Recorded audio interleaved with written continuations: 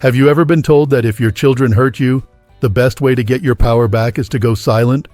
Stop calling, stop visiting, stop reaching out. No contact, they call it. It's everywhere these days. They say your silence will make them realize what they've lost, that the absence will sting more than your words ever could. But let me ask you something gently, from one life-experienced heart to another.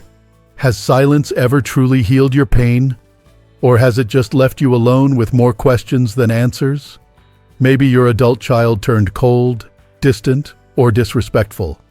Maybe they stopped inviting you into their life. Or worse, made you feel like a burden. And so, you pulled away, hoping the silence would speak for itself.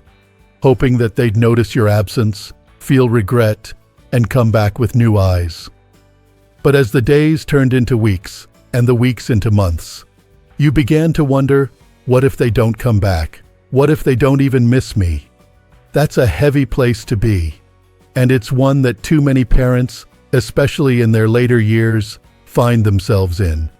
But here's something you might not hear very often. The silence might not be the most powerful response you have. In fact, there is something that speaks even louder than silence. Something they can't ignore, deny, or forget. It's not your absence that shakes them. It's your transformation. Let me explain. We live in a time where relationships often feel like strategy. Ignore them and they'll come running. Act indifferent and they'll chase you. We've been taught to use silence like a weapon, as if pain is proof that you mattered. But the truth is, silence isn't always the power play we think it is. Because silence, no matter how loud it feels to you, can be ignored by them. The human mind adapts. If someone doesn't hear from you, they may not wonder why. They might tell themselves a story to protect their ego, that you're just dramatic, or that they were right to cut you off. They might even believe that losing you was their decision.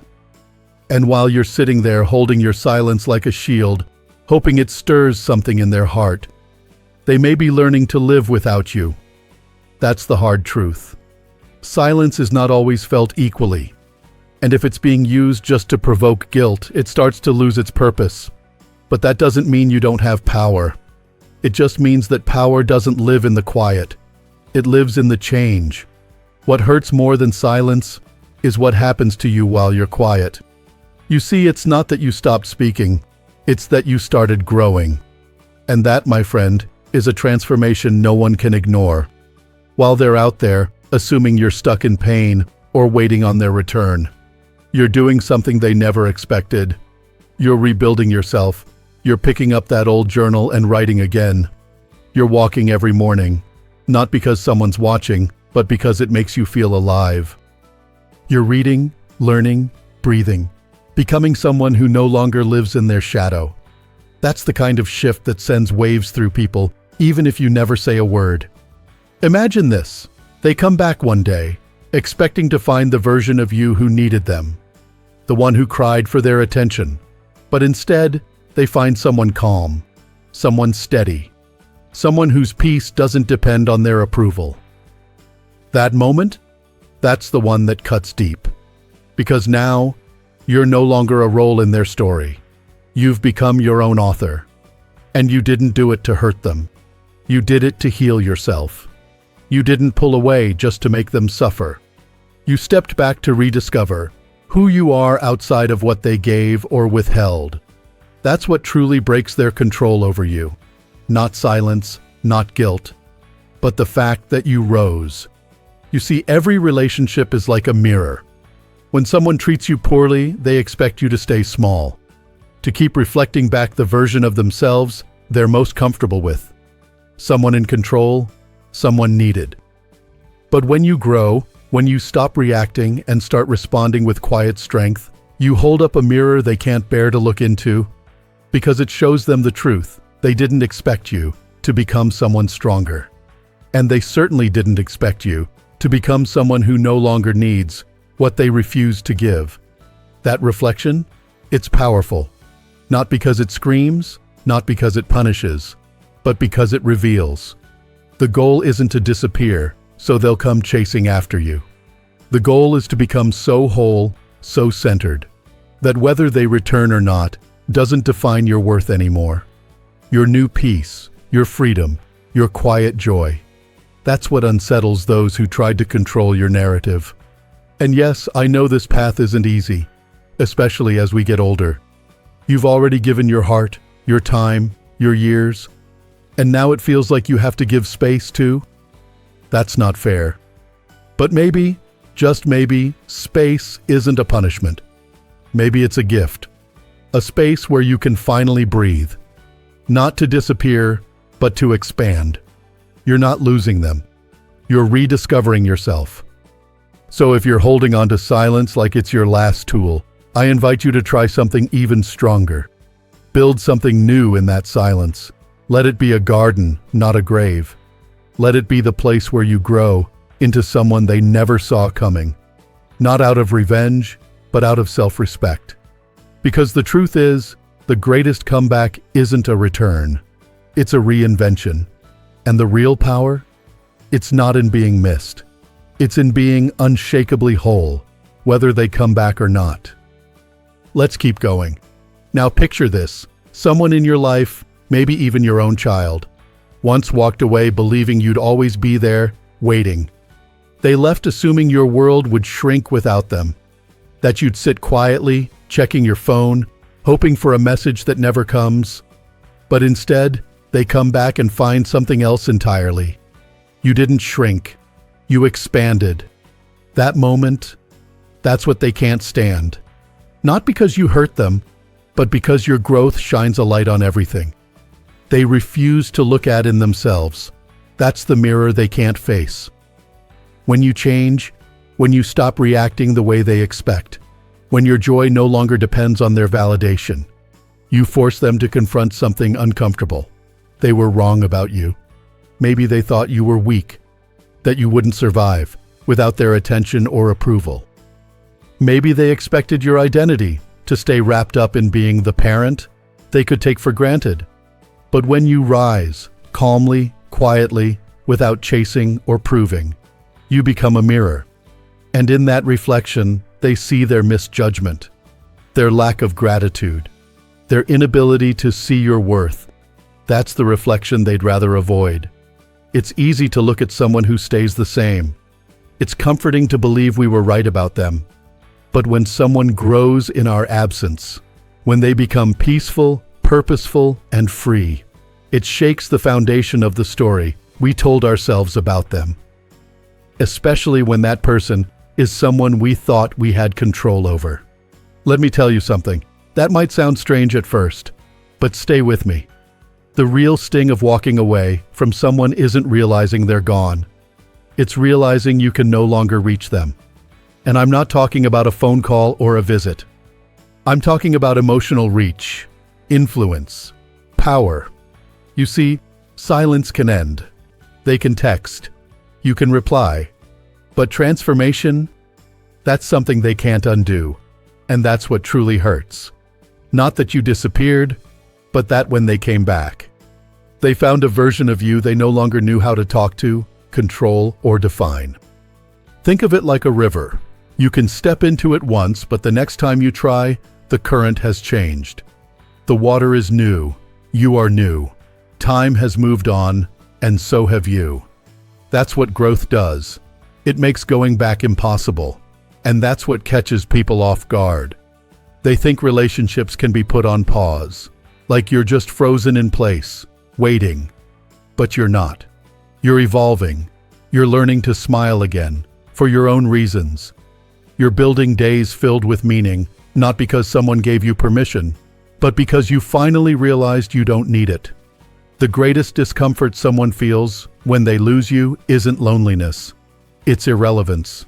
It's realizing that the chapter of the story, where they once had a say, has already been written. And they weren't part of the ending. But here's something even more powerful. This kind of change, the kind that's calm, centered, and unshakable, doesn't come from anger. It comes from clarity. It comes from knowing that your value was never based on who decided to stay or walk away. It was always there. They just didn't see it. And maybe, for a while, neither did you. but you do now, and that changes everything. So if you've been tempted to stay silent just to teach them a lesson, let that go. Silence is something they can get used to, but transformation, that's forever. That's what they remember. That's what keeps them up at night. Not your absence, but the thought that they underestimated you, that they walked away from someone who didn't just survive, but thrived. And thriving doesn't mean pretending. It doesn't mean putting on a smile to prove something. It means truly rebuilding a life that feels good. To you, a life where your days are filled with moments that matter, where you wake up not to check your phone, but to check in with your own peace. This isn't about revenge. It's about release. Because real freedom comes when you no longer need their apology to move forward, when your healing doesn't wait on their guilt, when your joy is no longer delayed by the hope that they'll change. You've spent enough of your life waiting, for understanding, for appreciation, for someone to finally see how much you gave. But here's a secret: you don't need them to see it anymore. You do, and that's more than enough. You are not invisible. You are evolving, quietly, steadily, and beautifully. And whether they ever acknowledge it or not, that evolution speaks louder than any words ever could. Let's continue. What really shifts everything, what truly gives you back your power, isn't the distance between you and them.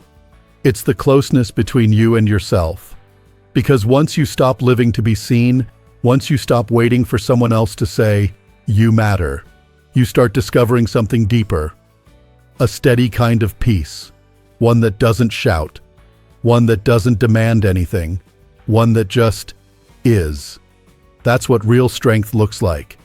Not the kind that makes others feel small, but the kind that makes you feel whole. You're not trying to win anymore. You're not keeping score. You're simply choosing to rise, and you don't need to explain your growth. You don't need to broadcast your healing. Let them wonder. Let them wrestle with the new version of you that no longer bends, no longer chases, no longer breaks in their absence. Because when you become someone who lives with self-respect and peace, not resentment, that's when you become truly free. People often think power is about control, but the deepest power is self-mastery. When you no longer react from pain, but respond from wisdom. When your choices are guided by who you are now, not who hurt you before.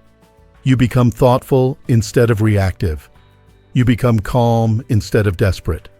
You become stable, not because life is easy, but because you've learned how to stand tall even when it isn't. You no longer need to be missed. You no longer wait for them to recognize your worth, because you already have. And maybe, just maybe, the one who once left you behind will see you now and realize they can't reach you. Not because you're angry, but because you've moved on. Not because you closed the door, but because you outgrew the room. That's not revenge. That's healing. When your child, or anyone you once loved deeply, looks at you and sees a person no longer tied to their approval, it creates a shift. It challenges the story they built in their head, that you were always going to need them, always going to be waiting. But instead, you're reading new books, spending time with people who bring you joy, taking walks and letting the wind remind you how free you truly are. You're laughing again. And not because they finally reached out, but because you remembered how to laugh without them. This kind of peace isn't loud. It doesn't slam doors or throw accusations. It's gentle, unshakable, and it comes from within. So when someone asks you, "How did you do it? How did you stop feeling bitter?" you'll be able to say, "I stopped waiting, I started living." Not to prove anything, not to punish anyone, but because your life, your beautiful, wise, and worthy life, deserves more than being stuck in a place of waiting. And if you're still hurting right now, if the silence still stings, don't run from that pain. Use it. Let it shape you. Let it teach you patience and clarity and compassion, not just for them, but for yourself. You don't have to be perfect to be powerful. You just have to be present. Present with your own needs. Present with your own peace.